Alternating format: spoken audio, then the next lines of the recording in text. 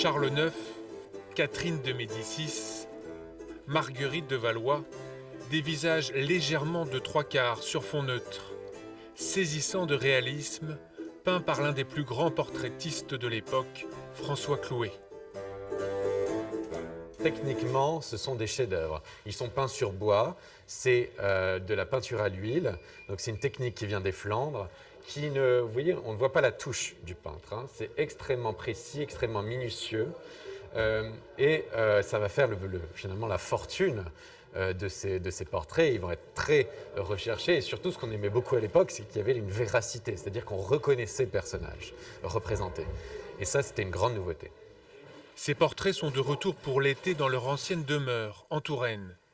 Au XIXe siècle, les propriétaires du château d'Azel-Rideau, la dynastie de Biancourt, s'étaient constitué une des plus grandes collections de portraits pour légitimer leur rang social. C'est une grande famille de l'aristocratie, plutôt monarchiste, hein, donc, et qui va vouloir asseoir son rang et finalement expliciter ses origines aristocratiques par la collection et par la réunion de tous les portraits des grands illustres de l'histoire de France. Victime de mauvais placements, la famille en avait revendu une partie au duc d'Orléans, alors propriétaire du château de Chantilly. Pose des vitres, dernière retouche de peinture et ajustement des éclairages, l'exposition sera fin prête pour le grand jour, le 19 mai.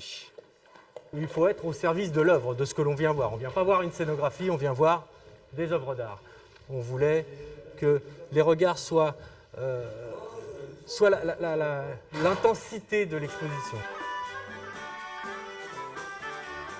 Exclusivement exposées au château de Chantilly dans l'Oise depuis 1939, ces peintures sont donc proposées à nouveau en Touraine dans l'un des plus beaux joyaux du Val-de-Loire.